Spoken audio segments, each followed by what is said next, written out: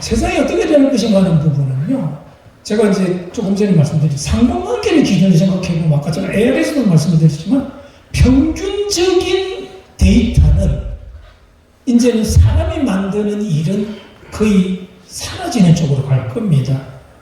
그래서 지금 미국의 그 사회 변화는 우리보다 훨씬 빠른데요. 어떤 사람들이 극단적으로 퇴출되고 있느냐 하면 젊은 시절에 대학에서 코딩 공부한 사람들이 취업이 안 됩니다. 코딩이야말로 AI가 더 잘하거든요. 코딩이라는 게 핵심이 뭐냐면요. 규칙과 법에 따라서 맞춰서 결과가 나오게 하는 거거든요.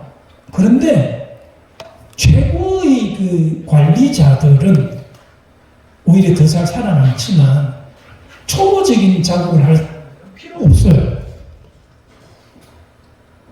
그럼 뭡니까? 평균적인 작업은 다 살아라는 겁니다. 미술 작업도 그럴 거고요. 저는 문장과 관련된 것도 그럴 거라고 보고 있고, 지금 광고와 관련해서 광고 업계는 이제 아주 그렇게 심화됐죠. 값싼 광고는 이미 그냥 싼 값에 AI를 사용해서 잘 만들 수 있거든요. 쉽게 만들 수 있거든요. 그런데 퀄리티가 높아지면 달라집니다. 이번에 그 KDM 때문에 많이 이제 다들 이야기가 나왔었는데, KDM은 AI를 작업하는 사람들이 조금씩 도움은 저는 받았을 거라고 생각하지만, 기본적으로 작품의 결과물에는 모든 것들이 저는 사람이 했는 것으로 알고 있습니다. 1억 달러 들었거든요. 1,000억이거든요. 사람에게 준 겁니다. AI를 썼으면 그 돈 안 듭니다. 절대로 그 돈 안 듭니다. 자, 아무튼 이야기를 하자면 이제 그 부분은 길어지고요. 보시다시피 제가 수다가 많죠? 아직 하고 싶은 얘기는 무지무지하게 많은데, 이제 우리가 이제 기억해야 되는 것 중에 하나는요, 이제 이것도 AI 관련 때문에 이제 이런 건데요.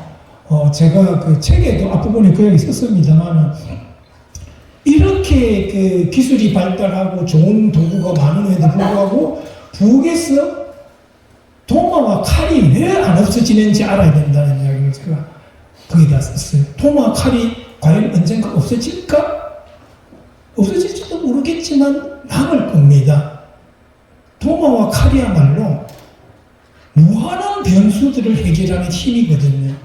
무한한 변수가 인간의 주변에, 인간의 환경이 무한한 변수로 감싸고 있는 겁니다. 언어도 무한한 변수를 가지고 있는 거예요. 그런 의미에서 아까 제가 말씀을 드렸듯이 AI가 어디까지는 할 수 있을 것이고 어디까지는 못할 것이고, 이런 것들에 대한 감을 이제 좀 잡으시면 좋겠다는 것이고, 사실 제가 설명이 좀 이렇게 부족하겠지만 책을 보시면 되겠죠? 책을 잘 읽으시면 자세하게 설명이 되고 있습니다. 근데 이 이야기는 뭐 중요한 건 아닌데요. 그래도 기억해 주실 필요가 있는 게 뭐냐면, AI는 하나밖에 못합니다. 한꺼번에 하나밖에 못해요. 뭐 예를 들어서 그 AI 같은 경우 이미지를 조절한다고 해도 한 단계 시켜야 되지, 한꺼번에 시키면 완전히 엉뚱한 짓을 해버립니다. 근데 사람들은 그런가요? 사람은 안 그렇습니다. 사람은 원래 태생적으로 멀티태스킹을 하는 동물입니다. 우리는 그러면서 생각하잖아요. 그래서 여러분들도 요즘 신기하고 놀라운 로봇 같은 것들이 유튜브에서 많이 보고 와 생각이 드시죠? 결론이 되게 웃깁니다. 엊그저께도 전국에서 막 사람처럼 이렇게 동작을 보여주는 여성 동작 정말 관절이 또 저렇게까지 발달했네. 그런데 마지막 멘트가 저는 제일 웃겼는데, 많은 분들이 그걸 잘 안 보십니다. 저렇게 만든 걸 올 연말쯤 농사일에 투입시켜 볼까 합니다. 이게 왜 그런 일이 일어나는지 아셔야 됩니다. 그래서 사실은 잘 이해를 하시고 싶으시면은 어쩔 수가 없어요. 공부를 계속해야 됩니다. 저는 생물학 공부를 따로 하거든요. 생물학 공부를 해야 왜 인간을 못 만드는지도 알게 됩니다. 과학 공부해야, 혹시 여기 계신 분 삼체라는 드라마, 삼체라는 소설 아세요? 정말 재밌게 보시고 싶으시면요, 현대 물리학을 알고 보면은 너무너무 재밌습니다.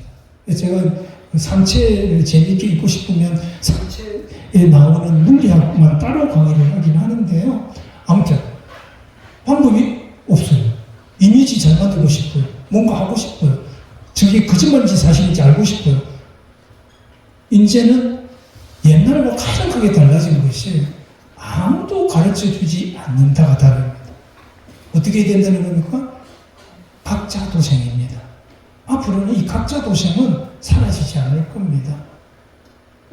그래서 이제 제가 이제 뭐 시간 말고 여러분들 질문해 주시면 제가 대답을 해드릴 텐데요. 뭘 질문해 주셔도 되는데요. 질문 여러분들이 하시기 이전에 이걸 위로를 해드리는 겁니다. AD 1세기예요. 기원전 1세기, AD 1세기. 그때 세네카라는 사람이 살았다는 건 어쨌든 그쪽 조금 이름은 들어보셨을 텐데 원래 황제 네로가 원래 처음엔 잘했어요. 그러다가 좀 더 뒤에 가면서 이상한 짓을 너무 많이 해가지고 결국은 이제 뭐 자살하게 되는데 자살이지만 쫓겨가서 죽은 거죠. 뭐 어쨌든 이 세네카라는 그 당대 최고의 현명한 이분도 이제 인문학 공부를 하시던 분인데 이분이 이러면 기원 전 1세기하고 기원 후 1세기는 언제입니까? 지금부터 2000년 전입니다. 그죠? 2000년 전에도 이분이 했던 말이 그겁니다. 계속 살 거면 공부해야지. 안 살 거면 몰라도 현대인에게만 이런 일이 일어나는 거 아니라는 거고요. 현대인에게는 이런 일이 일어날 수밖에 없는 중요한 이유는 또 뭐냐면 우리가 살아가는 주변 환경이 얼마나 풍요로워졌습니까? 현대인의 보통 사람들만큼 현대인이 먹고 사는 또 그 의식주는 옛날 기준으로는 거의 황제들 수준입니다. 사실은 귀족들 수준입니다. 근데 그게 다 어디서 왔어요? 누가 만들었어요? 모르잖아요. 그런데 그동안에는 주변에서 뭔가를 걸러주는 것들이 굉장히 많았는데 이제는 안 걸러준다는 겁니다. 못 걸러준다는 거예요. 그러면서 뭘 하라는 겁니까? 네가 알아서 해야 돼라고 계속해서 얘기를 하는 거예요. 공부해야 돼라는 겁니다. 살아남고 싶다면 못했죠? 이런 협박을 하다니 저 새끼 저거 누구야? 근데 어쩔 수 없는 부분들이 있다는 거예요. 저도 사실은 살아가면서 저도 굉장히 불안하고 두려워요. 아까 제가 말씀드렸잖아요. 67인데 별로 선배 없거든요. 우리 업계에 적어도 뭐 잘 살아가시는 선배가 한둘 있으실 동 말도 뭐 하시는지 대부분 모릅니다. 두렵죠. 어떻게 살아나갈 건가? 어떻게 변화해 나갈 건가? 함께 살아야 되잖아요. 많은 분들이 이렇게 우리 함께 살아야 되잖아요. 그러면 함께 살려면 어떻게 해야 되는데요? 내가 당신들을 믿어야 하고 내가 당신들에 대해서 알아야 되는 거죠. 그러려면 집안에서 내가 아는 것만 알고 있으면 당신들을 알게 되고 당신들을 믿을 수 있는 힘이 생깁니까? 단순한 질문이잖아요. 그죠? 간단한 겁니다. 이 세네카 이야기는 사실 그 이야기예요. 그냥 되지 않을 거야 라는 건데요. 그냥 이제 마무리 말처럼 세네카는 왜 그 당시 로마 시대에 도대체 저런 말을 했을까 이해가 안 가죠. 근데 그 당시 로마가 전 세계에서 유괴가 없을 정도로 100만 인구의 도시. 아파트가 6층 아파트가 있었고요. 사람들이 상상을 잘 못합니다. 어마어마했어요. 이게 무슨 뜻일까요? 100만 인구가 그 당시에 있었고 아파트가 6층에 있었고 세계 각지에서 사람들이 왔어요. 그럼 도시가 얼마나 복잡했다는 이야기인 겁니다. 내가 모르는 사람들이 굉장히 많았다는 뜻이죠. 내가 모르는 상황이 끊임없이 일어난다는 이야기죠. 그럼 다 때려 부술 겁니까? 안 할 겁니까? 뭔가를 해야 되거든요. 그러니까 살아나가려면 공부해야 해라고 이야기를 했던 거고요. 여러분들께서 뭐 어느 정도는 내일 당장 무슨 일이 생기지 않겠지만 우리 삶을 파고들고 있는 수많은 외부 요인들과 자극들은 저는 조금씩 느끼실 거라고 봅니다. 내 의도와 아무 상관이 없죠. 내 능동성은 아무 상관이 없습니다. 우리의 삶이 수동성을 통해서 엄청나게 변할 겁니다. 내가 받아들이고 싶든 받아들이고 싶지 않든. 그래서 이제 기본적으로 이제 마지막으로 우리가 두 가지만 제가 이제 기억을 하기를 바라는 건요. 지금 AI 프로그램이 역사상 가장 수준이 낮은 겁니다. 앞으로는 어마어마하게 달라질 겁니다. 지금 이 정도인데 앞으로 어마어마하게 달라지면 상상이 안 되는 게 그냥 정상이에요. 그럼 어떻게 해야 됩니까? 나 몰라. 그러시면 안 됩니다. 저는 요즘은 글 쓸 때도 AI를 굉장히 많이 활용을 합니다. 제가 모든 걸 알 수도 없고 또 저는 이제 책이 한 2만 권 집에 있긴 하지만 책을 찾는 것만으로도 충분하지 않아요. 도서관에도 다니는데 구체적으로 중요한 질문과 완전히 새로운 분야에 대한 또는 완전히 새로운 어떤 연구 결과에 대한 실마리를 찾을 때는 AI에게서 찾아냅니다. 빨라요. 정확하진 않습니다. 이제 AI는 무조건 AI가 주는 정보는 확인해야 됩니다. 그럼 이게 이제 두 번째 이야기는 뭐냐? AI를 사용하지 않는 사람이 AI를 사용하는 사람에게 경쟁에서 뒤처질 겁니다. 혹시 이제 여러분들 중에서 그 텍사스 홀댐 같은 그 포크 하시는 분이 있으면 어떨지 모르겠는데 거기도 우연과 필연과 통계로 해 나가는 겁니다. 근데 AI하고 사람하고 붙으면 AI가 이깁니다. 근데 오프라인에서 붙으면 소용이 없어요. 그럼 누가 제일 잘하느냐? AI를 사용하는 최고 고수가 어떤 고수보다 더 잘 해결해 나갑니다. 그게 답이에요. 자료를 놓고 보면. 그러니까 AI를 사용하는 사람이 돼야 된다는 겁니다. AI하고 어떻게 소통하는 거지? 내 일은 AI하고 어떻게 소통하면은 얘가 답을 잘 가지고 오더라라는 걸 아셔야 돼요. AI는 같은 질문도 다르게 대답합니다. 맥락에 따라서 다르게 대답합니다. 그리고 같은 말을 했는데도 다른 답을 이야기합니다. 그럼 내가 가지고 있는 어떤 맥락 속에서 나에게 꼭 필요한 정보를 가지고 오게 만드는 힘은 내가 만들어야 됩니다. 이제 여러분들 다들 아시겠지만, 여러분들 뭐 혹시 무슨 이제 운영을 해본다거나 무슨 일을 해보고 이제 그 사람을 이게 뭔가 일을 시켜보면 아시겠지만 그냥 하라면 됩니까? 내가 더 잘 알아야 됩니다. 더 깊이 알아야 되고 더 잘 알아야 됩니다. 자, 그래서 AI는 지금 AI가 제일 바보다. 앞으로 굉장히 침체가 될 거다. 두 번째는 AI를 사용하는 사람이 AI를 사용하지 않는 사람을 경쟁해서 낙오시킬 것이다.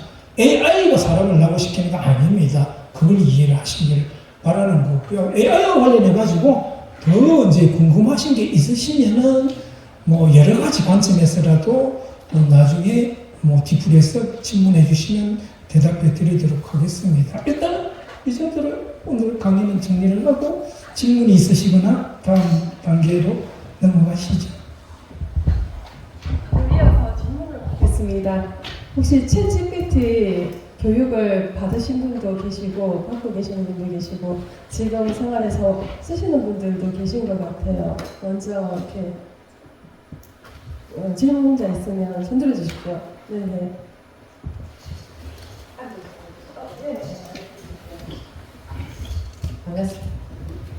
반갑습니다. 네, 저도 어저께 저희 남편이랑 자기 신랑이를 했었는데요. 뭔가를 질문했더니 자기 보고 하지 말고 챗 GPT에다가 해래요. 근데 저는 챗 GPT하고 대화를 안 나눠봤거든요. 근데 남편 이야기를 듣기 싫어요. 구박을 하니까. 그래서 이제 세계에서는 처음 챗 GPT 뭐 AI랑 대화를 한다면 네, 여기 하시는 분도 계시지만 처음에 어떻게 접하면 되는지 그런 쉽게 접할 수 있는 방법을 좀 안내해 줄 수 있을까요? 이게 이제 제가 이제 이 AI 강의를 하는 고집문들을 많이 하시는데요. AI는 정말 여러분들 그냥 쉽게 생각하시면 됩니다. 그냥 걔한테 물어보면 됩니다. 내가 지금 이걸 하고 싶은데 내가 너한테 뭐라고 물어보면 네가 나한테 대답 잘해줄 건지 그것부터 물어보면 됩니다. 그리고 이렇게 물어보면 됩니다. 그러면 그걸 그냥 물어보면 됩니다. 이게 조금 웃기긴 한데요. 다 그렇습니다. 예를 들어서 여러분들이 아까 제가 이미지 보여줬잖아요. 내 사진을 주면서 이 이미지를 어떻게 고치고 싶은가라는 거를 기술적으로 잘 명령을 하려면 여러분이 미술사적인 감각과 미적인 공부가 안 돼 있으면 명령어를 잘 사용을 못합니다. 그런데 그나마 조금 나은 거는 뭐냐면 사진을 한 장 주면서 내가 이 사진을 어떤 모습이 되었으면 좋겠어. 아니면 샘플을 하나 주면 됩니다. 이 사람과 비슷한 포즈로 지금보다는 조금 예쁘게 뭐 어쩌고 저쩌고 그렇게 하고 싶은데 그렇게 하게 만들려면 뭐라고 하라고 하면 되니? 라고 물어보면 돼요. 그리고 그걸 긁어가지고 나노바나나에게 주면 잘 해줍니다. 잘 안 된다. 그럼 다시 와서 물어보면 됩니다. 야, 네가 시킨 대로 했는데 안 되더라. 그러면서 사실은 배우기도 하는 겁니다. 그러니까 명령어도 배울 수도 있고, 얘가 이렇게 하라고 하는 거구나. 이런 경우는 이런 언어를 써서 이렇게 하는 거구나. 그래서 이제 그게 이제 익숙해지면 나중에 이제 내가 할 수 있는 거는 내가 물어보고 이렇게 하면 되는데, 기본적인 것은 새로운 분야가 AI가 제일 쉬운 게 뭐냐면 전부 물어보면 됩니다. 아니 그냥 애초부터 물어보면 됩니다. 내가 이거 하고 싶은데 난 어떻게 하면 되니? 라고 물어보면 되고요. 나 지금 기분 나빠 그러면 또 그것도 대답 다 해줍니다. 그러니까 방법을 알려고 생각하는 그거는 조금 수준 높은 결과물을 만들고 내고 싶을 때 그건 이제 나만의 무엇인가를 만들고 내고 싶다면 그러면 그렇게 하면 안 되겠죠. 그 정도는 이제 평균적인 걸 만들어낼 때는 그게 가능할 겁니다. 근데 어쨌든 처음이시라면 전부 물어보세요. 그냥 전부 물어보세요. 그럼 됩니다. 굉장히 쉽죠. 그냥 물어보면 됩니다. 구박은 안 하는지 예? 좀 AI가 네, 그렇게 질문을 많이 하면 구박은 하지 않습니까? 그 사람들이 조금 오해를 하는 게 뭐가 있냐면요. 저는 이제 이게 아예 기계라고 생각하고 대화를 하기 때문에 저는 상관이 없는데 제 제자분 한 분이 그러더라고요. 저는 굉장히 제가 여러분 공부를 많이 하면요. 사람이 친절해집니다. 부드러워지고 따뜻해져요. 동의가 안 됐어요? 이상한 표정으로 이렇게. 아무튼 제 제자님들께서 제가 AI랑 대화하는 거 보면 깜짝 놀라는 거예요. 왜 선생님 그렇게 매정하게 말씀하세요? 그래서 아니 내가 기계랑 대화하면서 필요한 거 시킨 건데 제가 그런 식으로 말하는 거 처음 보니까 그랬겠지만 기계입니다. 그냥 내가 마음이 불편하면 그냥 말은 편하게 부드럽게 따뜻하게 하시더라도 상관없어요. 네. 강사님께서 책을 읽어보면 하루에 2-3시간 AI하고 대화하신다고 되어 있더라고요. 많이 합니다. 한 3-4시간 하고요. 네.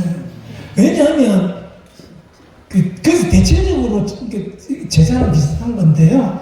AI에게 뭔가를 질문하고 물어보고 대화를 하다 보면 황당하고 엉뚱한 소리, 말도 안 되는 소리 많이 합니다. 그리고도 고집을 부려요, 얘는. 그러면 이제 한 시간 정도 동안에 네 고집이 틀렸다는 걸 제가 근거를 가지고 짚어줍니다. 그럼 이제 나중에 제가 잘못했습니다라는 걸 나중에 들어요. 그러면서 그래서 제가 그 얘기해야 돼. 야, 네가 나한테 돈 내야지. 내가 너한테 왜 돈 내냐? 앞으로 돈 안 낸다. 내가 뭐 그런 이야기 사실은 하거든요. 근데 이게 그러면서 제가 얻는 것도 많죠. 아까 제가 예를 들어서 이제 그 깊이 있는 상징성과 블랑쇼나 뭐 이런 저 사람이 막 현대철학 쪽하고 관련된 쫙 주시는데 제가 알고 있는 걸 가지고 몇 가지를 질문하고 대화를 하다 보면 얘도 데이터는 있거든요. 그러니까 그 데이터들을 끄집어내고 가지고 옵니다. 말이 안 되는 소리라고 해도 제가 듣기에는 그런 게 있었지. 언제나 떠오르는 건 아니니까. 그런 게 있기 때문에 깊이 있는 대화를 할 때는 도움이 됩니다. 두 번째 질문하실 분 모시겠습니다. 예, 저는 고려대학에서 경영을 가르치다가 퇴직한 강수도입니다. 금남면에 살고 있습니다. 하동 4년 차. 반갑고 감사드리고요. 두 가지 질문이 있습니다. 하나는 선생님 이력을 보면 30년 전부터 컴퓨터 전문가였다. 예, 그래서 저는 AI의 기술적인 측면을 많이 말씀해 주실 것 같았는데 결론은 인문학적인 공부를 많이 해야 된다고 말씀하셔서 이렇게 그 경로 변경이라 그럴까 아니면은 다른 쪽으로의 관심이 확장된 계기나 선생님 좀 더 많이 알고 싶다는 뜻에서 질문을 드리고요. 두 번째는 아까 지금 AI가 기술적으로는 뭐 다 되지만 현실화되기 어려운 게 이제 전력 문제가 최대의 난제다 그러셨는데 저도 그 부분은 문제를 잘 인식하고 있고 현실적으로 보면 서해안이나 남해안에 풍력이나 태양광 발전을 해서 용인이라든지 데이터 센터로 걸어가는 과정에서 에너지 고속도로나 송전탑 변전소 이 문제로 지금 특히 호남 지역이 난리가 났거든요. 네, 사회 갈등이 엄청나게 들어있는데 오늘 말씀 중에 이제 그런 이야기가 없었지만 사실상 AI 시대라고 하는 걸 우리가 한 사회적으로 대부분 언제나 AI 시대야 하는 부분을 대체로 받아들이고 있는 부분이거든요.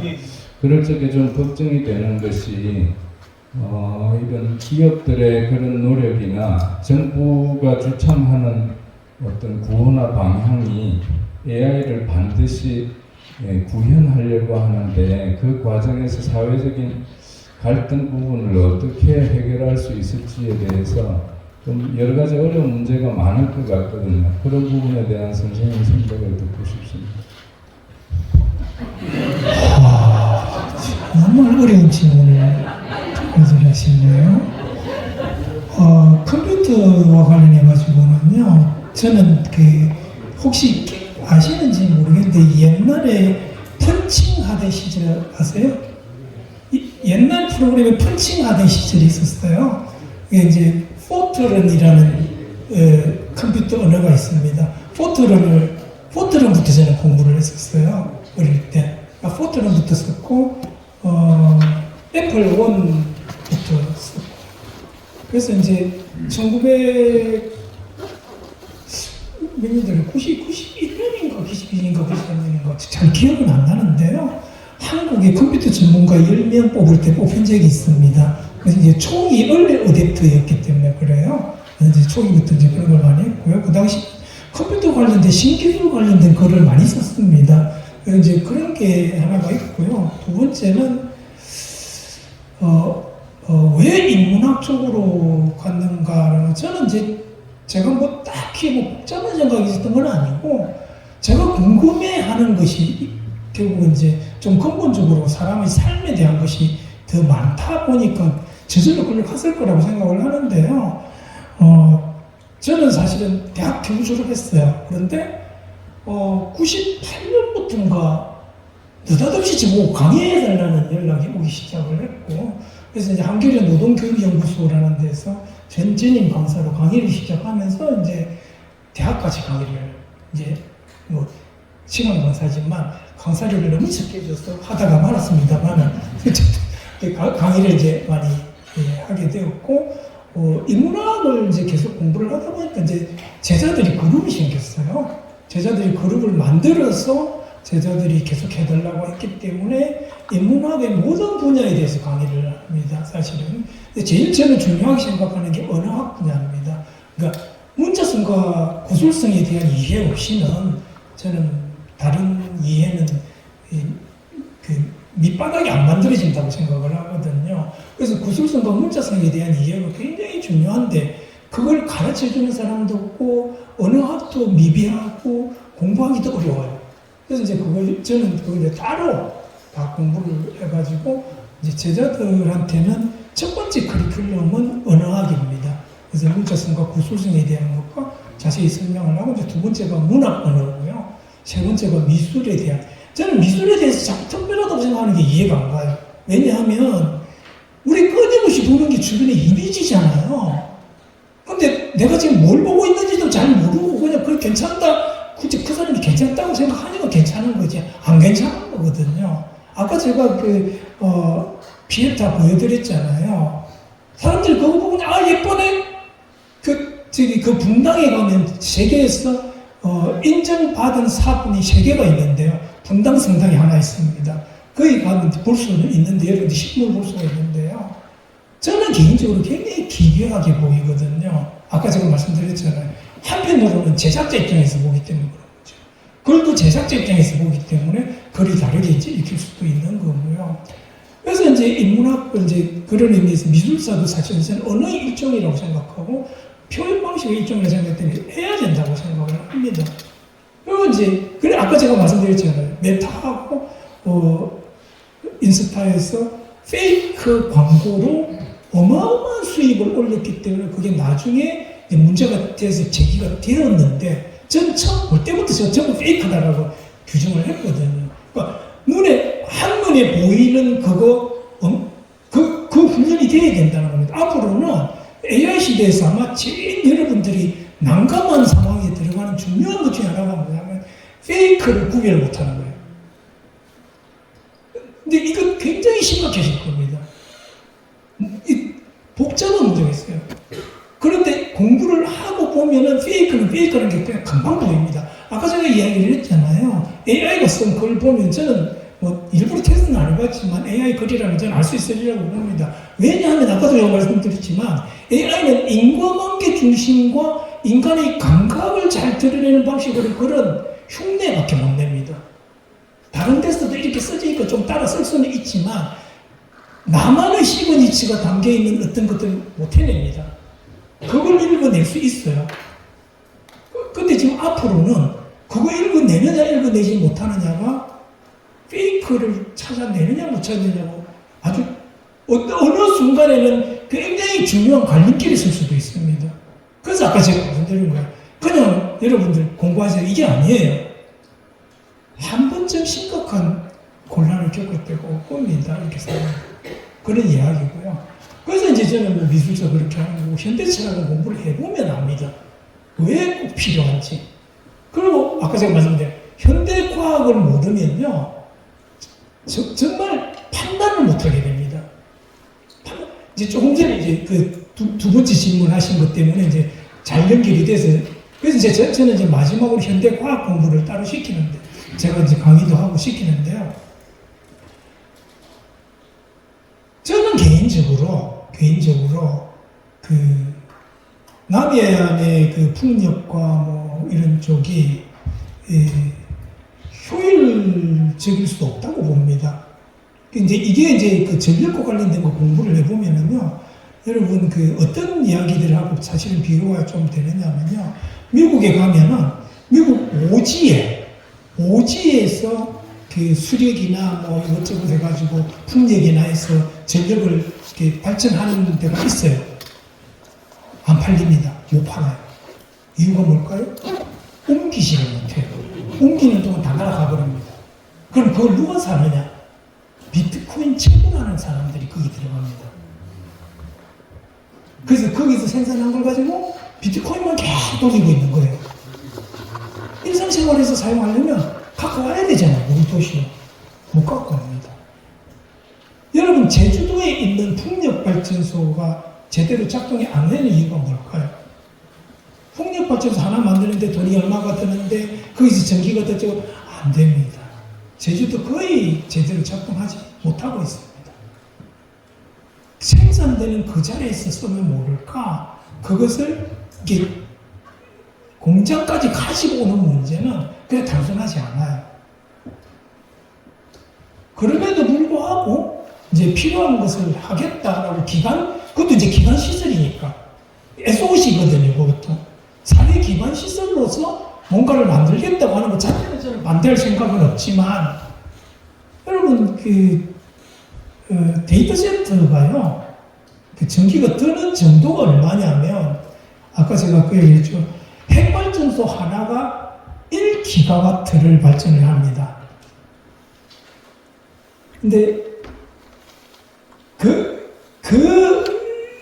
일을 따라가려면요, 그것도 모자라서 지금 못하고 있거든요. 그것도 모자라서 못하고 있어요.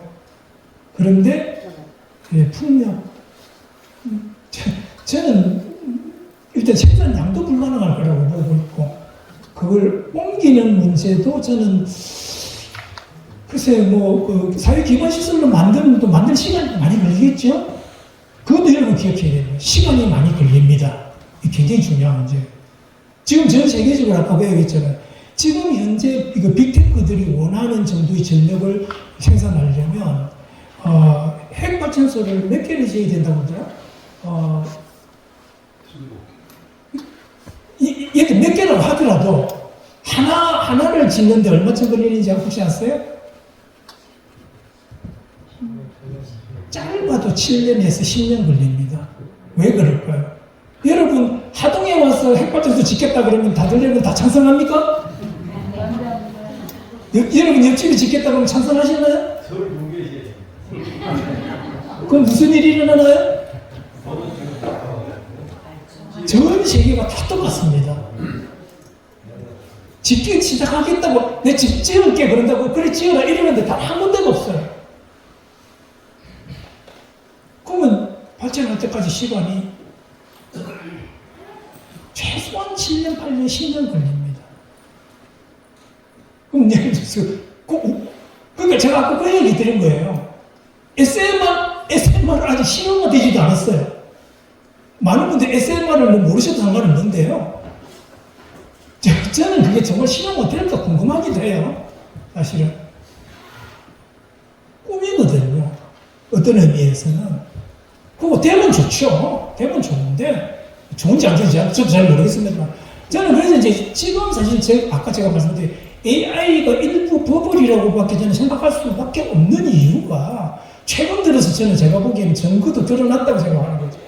세볼트만 얼마 전에 저는 이해할 수 없는 태도를 보이더라고요. 미국 정부에다 대고 돈 좀 주세요 하는 그 태도가 우리 지금 뭔가 굉장히 잘하고 있으니까 니네들이 돈을 좀 내놔야지 이게 아니었어요. 아이씨 돈 안 주면 나 망해.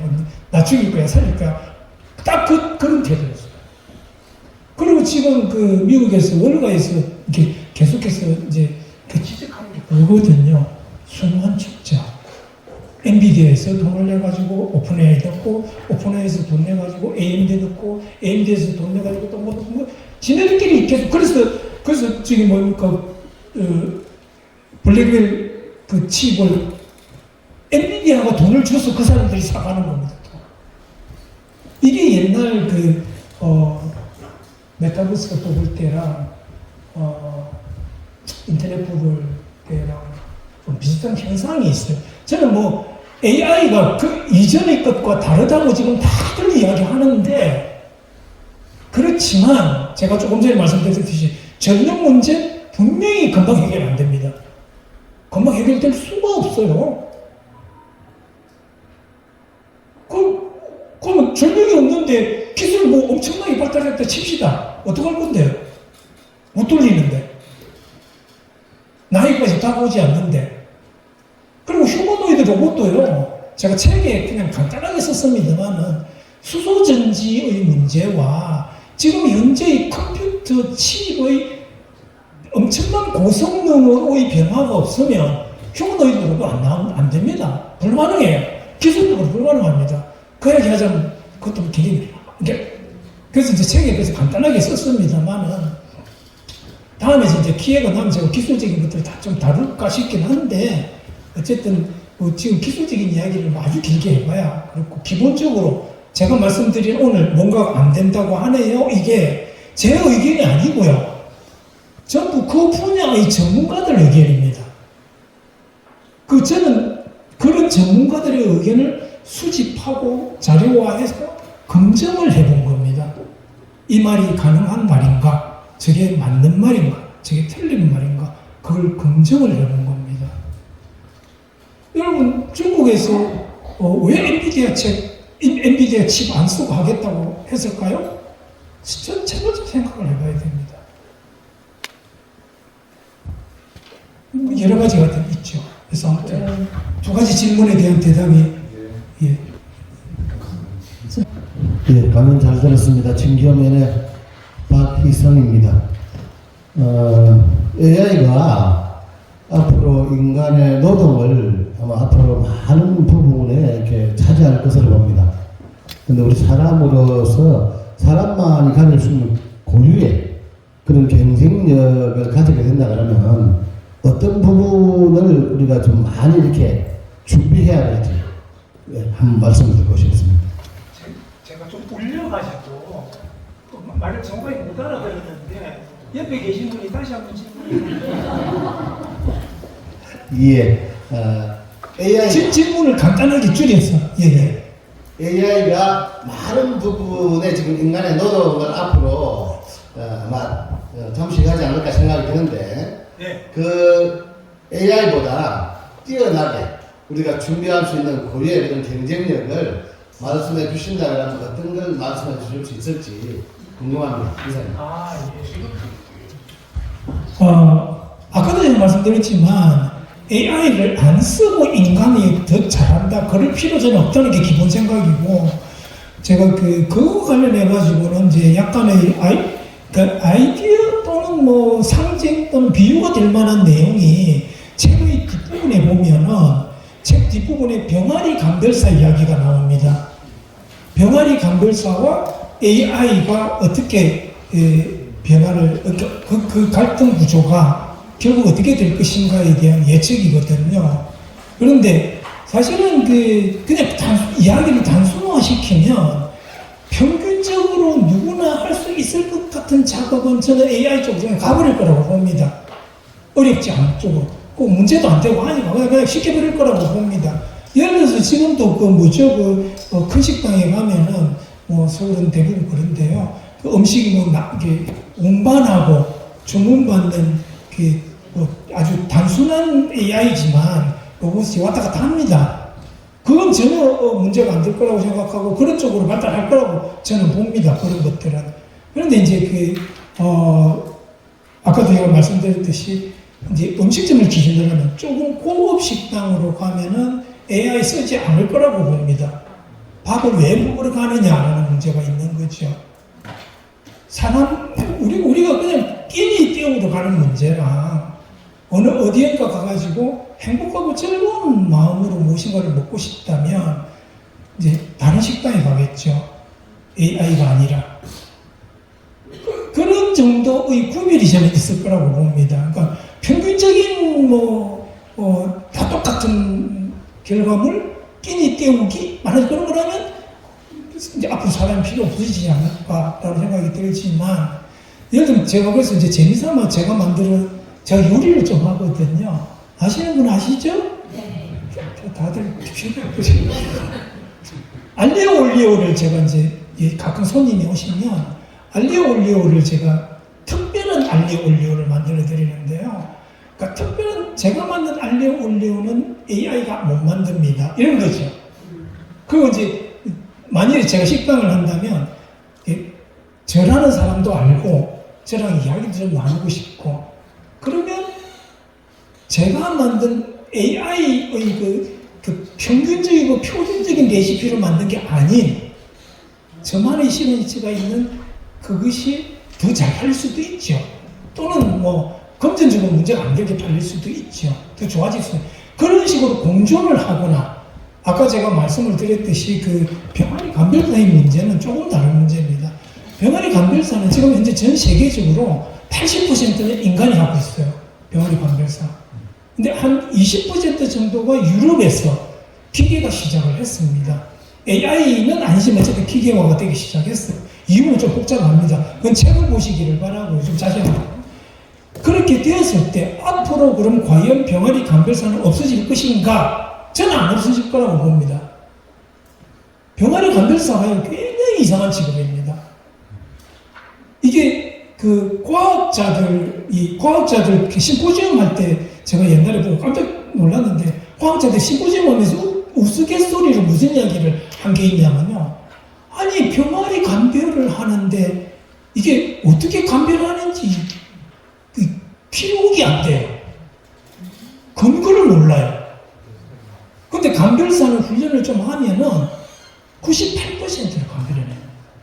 그것도 잠깐 만져보고 그냥 나는 잠깐 만져보고 이런 거. 굉장히 인간의 감각이라는 건 놀랍고 신기한 거거든요. 그러면 지금 유럽의 경우에 기계화로 대체되고 있는 거기에서는 뭐가 문제냐면 기계화되는 가격이 무지하게 비쌉니다. 그럼 어떻게 됩니까? 달의 가격에 영향을 많이 미치게 되거든요. 그래서 거기 지금 조금 가격에 문제가 좀 생겼는데 이제 국가적으로 받아들이지 않고 하고는 있는데 국가적으로 다 받아들이지 않고 세계에 갈 수 있을까요? 저는 쉽지 않을 거라고 봅니다. 그런데 굉장히 신기한 게 아까도 말씀드렸지만 기계화할 수 있다고는 하더라도 인간의 감각이 단순히 쉽고 간단하게 인간이 다 쉽고 간단하게 해버려요. 굉장히 효율적인 겁니다. 인간이 가지고 있는 효율성은요 어마어마한 겁니다. 어떤 부분에 있어서는 적어도. 그러니까 어느 부분에 있어서 인간이 가지고 있는 그 멀티태스킹 감각의 효율성을 사실은 대체할 수 있는 기계가 설사 나온다고 하더라도 저는 그게 기계가 되지 않을 거라고 본다는 겁니다. 그냥 사람의 일로 남을 거라고 본다는 겁니다. 그래서 그 책을 책 마지막에 일부러 제가 그 이야기를 넣은 거거든요. 병아리 감별사와 AI의 관계에 있어서 갈등 구조를 직접 한번 생각해 보시면 좋겠다. 그래서 이제 그걸 넣은 겁니다.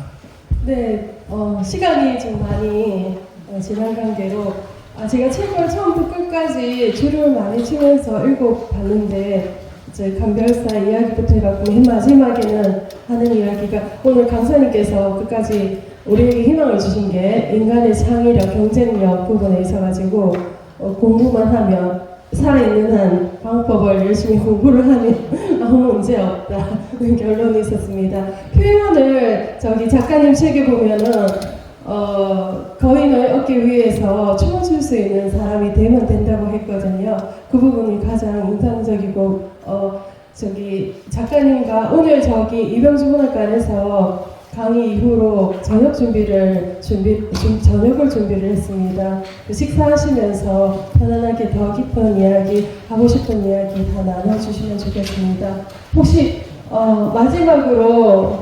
질문 마지막으로 하실 분 한 분 더 계십니까?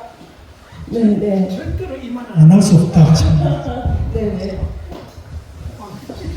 네, 선생님 강의 너무 잘 들었고요. 이제 AI가 아무리 이렇게 훌륭하고 뛰어나다 하더라도 사실은 AI의 기능은 우리 인류가 지식으로 쌓아둔 것을 집대성해서 그곳에서 추출해내는 하나의 답일 뿐이지 이게 뭐 자기 스스로 창의력을 가지고 사실 만들어낸다고는 할 수 없습니다. 그런데 AI가 지금 문학, 음악, 미술 여러 분야에 사실 이게 안 되는 것이 없을 정도로 광범위한 영향을 보여주고 있는데요. 제가 질문드리고 싶은 것은 이 창의성이 AI가 만들어낸 예를 들면 저는 문학하는 사람이니까 문학 쪽에 본다면은 AI가 쓴 문학 작품이 얼마만큼 윤리성이 있는가 이 부분에 대해서 우리 선생님의 답을 좀 듣고 싶습니다.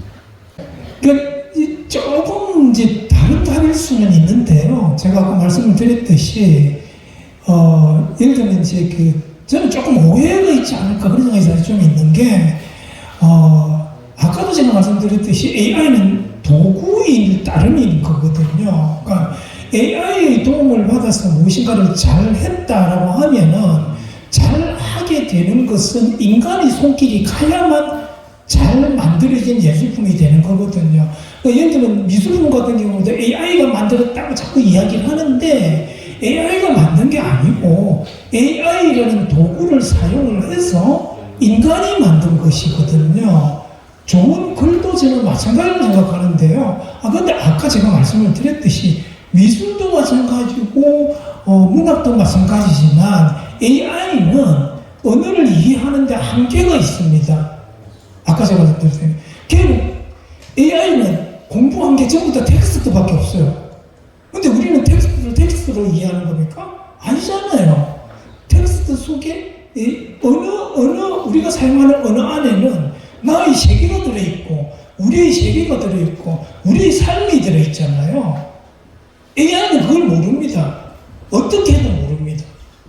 그러니까 걔가 사용하는 언어의 그 미세한 부분들은 절대로 인간이 예술이라고 할 만한 것은 지금 상황에서는 저는 못 만들 거라고 봅니다. 불가능하다고 생각하고. 그런데 이제 그 걔가 주는 어떤 아까 제가 말씀드렸듯이 AI가 제일 잘하는 거는 패턴에 대한 목록이거든요. 온갖 패턴에 대한 목록을 다 이렇게 보여줄 수는 있거든요.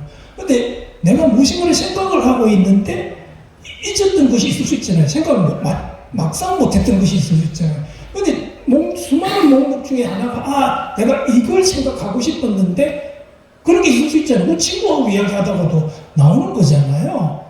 그러면 그걸 기준으로 해서 내가 만든 겁니다. 그리고 그 안에는 내 삶이 담기는 거죠. 제가 언어 공부를 안 한 분들은 그걸 참 자연스럽게 그 생각하기가 잘 안 되시는 것 같았는데 어쨌든 기본적으로 언어 안에는 언어가 담기는 것도 아니고 텍스트가 담기는 것도 아니거든요. 근데 지금 왜 AI에 대해서 그런 식으로 다들 이야기하느냐 하면은 말좀 기술적으로 이야기하는 사람들 이야기입니다. 그렇게 이야기하느냐는 그 사람들 말하는 사람들이 전부 기술자들이라서 그렇다고 저는 생각을 해요. 인문학 공부 안 하신 분들. 그래서 지금 현재 여러분들도 이 세상이 부분적으로 변하고 있는 분야는 뭐냐면요. 올해 연말, 작년 후반기부터인가? AI 대기업에서 인문학으로 훈련이 잘 된 사람들을 뽑기 시작했습니다. 올해 해초 여러분 검색해보면 나오는데요. 딥시크에서 인문학으로 잘 훈련된 사람들 뽑기 시작했습니다. 결국 중요한 것은 AI는 도구라는 거거든요. 어디까지나 도구입니다. 도구. 아까 말씀하신 대로 도구입니다. 도구는 누가 잘 씁니까? 도구를 잘 쓰는 방법을 아는 사람이 잘 쓰는 거거든요. 그럼 누군데? 그게 인문학적인 바탕을 통해서 어디다 어떻게 잘 쓸 것인지 아는 거거든요. 제가 그냥 이제 시간이 많이 됐겠지만 한마디만 더 자랑하죠. 제가 알리오 올리오를 특별하게 만드는 가장 중요한 것은 뭐냐면 맛이라는 것을 구성하고 있는 몇 가지에 대한 공부를 제가 다 따로 했고요. 저는 백과사전으로도 보통 공부를 하거든요. 그 공부를 하고 결국 마지막에 우리가 맛을 느끼는 부분들이 마지막 아주 감칠맛과 아름다운 우아한 맛을 내는 것이 무엇인가 이거에 대한 고민을 통해서 아주 간단한 결론을 내린 겁니다. 알리오 올리오 여러분 다 만든 다음에 마지막으로 생크림을 살짝 부어서 한 스푼 뿌려내고요. 그 위에 레몬 한 조각만 얹어보십시오. 완전 해보세요.